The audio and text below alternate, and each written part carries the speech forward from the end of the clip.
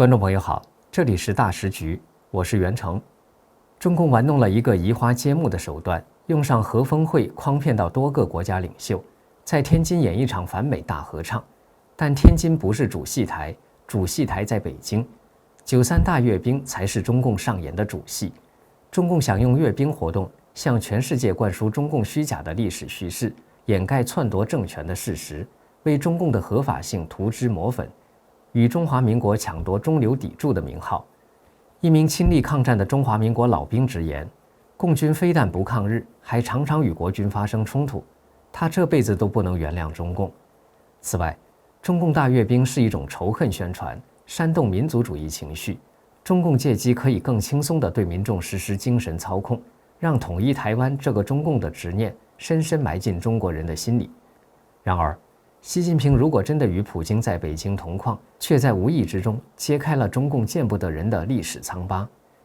中华民国抗战老兵潘长发想起抗日战争期间他所在的国军部队与共军发生冲突的场景，依然心情激动。他今年已经99岁了，他对共产党在抗战期间1分抗日、2分应付国民政府、7分发展实力的做法的了解非常具体。他在台北一场纪念二战结束80周年的活动上说，是我们给了他们武器和装备，我们帮助他们壮大。他愤怒地斥责中共当年没参加过正面抗战，却大肆宣传自己的战功。1937年，中国点燃了全面抗战的烽火，日本终于在1945年投降，抗战结束，日本也将殖民了数十年之久的台湾移交给中华民国。老兵潘长发说，日本被打败以后，共产党就把目标对准中华民国，这就是随即爆发的3年国共内战。最终，蒋介石领导的国民政府在1949年退守台湾。潘长发在中共发动的内战中逃到台湾，但留在大陆的家人却遭到迫害。他说，共产党没做过好事，他这辈子都不能原谅。中共在中国大陆的建政得益于日本的侵略。毛泽东在1950到1970这段时间，多次向日本退役军政人物、商界人物公开表示感谢，说如果没有日本侵华，国军的实力也不会被削弱到一推就倒的地步。所以，日本为中共做了件好事，还免除了日本的战争赔偿。毛的感谢可能是发自肺腑，不然难以解释他大嘴一张就免除了日本的战后赔偿，这是多么慷慨的感谢方式啊！然而，历史记载证明，抗日战争的主战场是国军拿下来的，是中华民国作为同盟国一员签署了对日和平协议的。那时，中共的中华人民共和国还不存在呢。8月15号是日本投降纪念日，当天，中华民国总统赖清德在脸书贴文写道：“二战最宝贵的教训是团结必胜，侵略必败。”台湾陆委会主委邱垂正警告中共说，中共在抗战期间根本没有什么国，但中共政权近年来一再扭曲事实，声称对日抗战是由中国共产党所领导，更据此虚构台湾归属于中华人民共和国，以此误导国人，混淆国际社会认知。对日抗战真正的中流砥柱是中华民国领导的国军，中共却恬不知耻，一而再再而三地宣称中共是抗日战争的中流砥柱。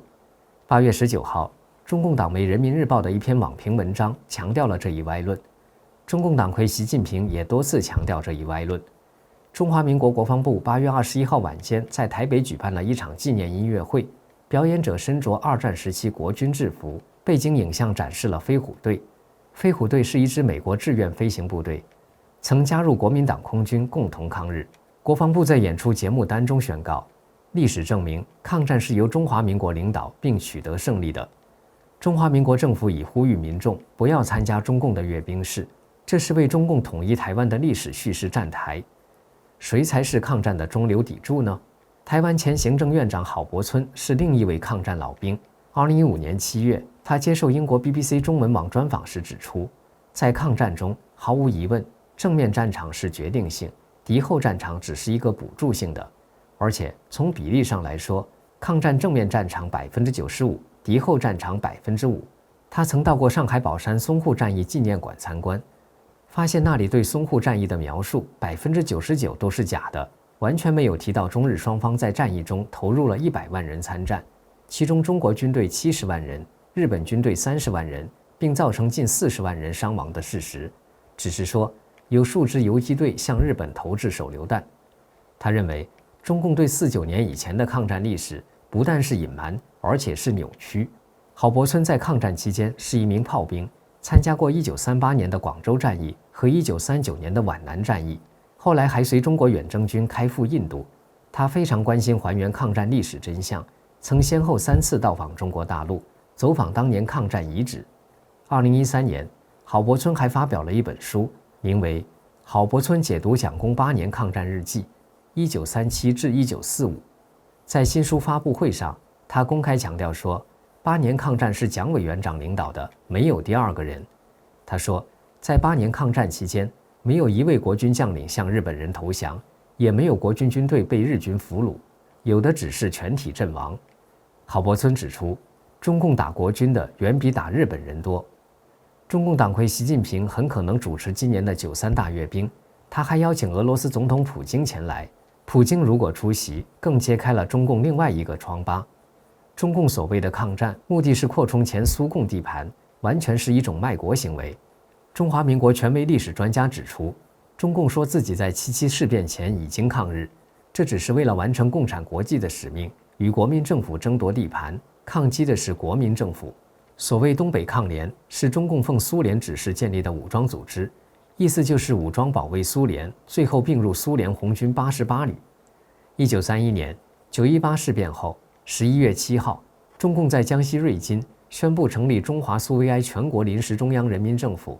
在国难之际，中共公然建立国中之国，这个国家提出了武装保卫苏联的口号，说明中共是一个外来的贼，目的就是为马克思和列宁建立共产党的国。现在，中共在中国建立了共产党的国，为了粉饰自己统治的合法性，又一遍一遍地篡改历史，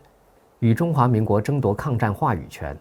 这一次，中共更借着上合峰会，洋洋自得地自称请来20多国，试图大造声势，抬高中共的国际地位。西方国家正密切关注北京的这场表演。日本共同社8月24号报道，对于中共的93大阅兵，日本政府敦请各国要保持谨慎。中共试图借助各国的出席，在国际社会传播中共的历史观念。引起日本警惕的是，中共的阅兵活动过度聚焦过去历史，有着浓厚的反日色彩，是一种民族主义的煽动宣传。上合峰会虽然是一场乌合之众的聚会，中共借此大做反美文章，在川普力争俄乌和平的背景下，显得格外刺耳。中共外交部部长助理刘斌8月22号在中外媒体吹风会上声称，习近平主持的此次峰会的主旨和合作理念，与某些国家将自身利益置于其他国家利益之上的做法不同，暗示美国破坏世界和平真的是倒打一耙。在全球多个地区爆发战争的现状下，川普已经出手熄灭了多场战火，俄乌战争仍不能和平解决，罪魁祸首就是中共。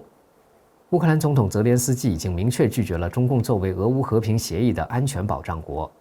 8月24号是乌克兰独立日，泽连斯基在独立广场发表了演讲。泽连斯基宣布，我们证明了乌克兰人存在，并将永远留在这片土地上，在这个广场上。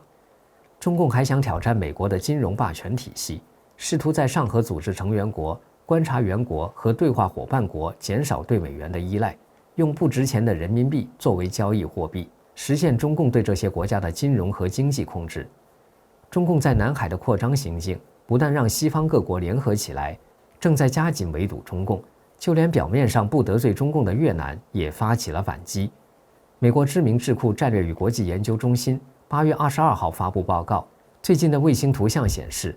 自今年年初以来，越南在有主权争议的斯普拉特利群岛8个过去未进行填海造地的岛礁开始扩建工程。也就是说，越南已经在艾利信礁、科林斯礁、东礁、兰士敦礁和佩特利礁进行疏浚和填海工程。报告指出，截至2025年3月，越南在斯普拉特利群岛所造的人工岛面积已达到中国造岛面积的约70%。这意味着8个新岛礁的填海工作几乎可以确保越南将在造岛规模上追平甚至超过北京。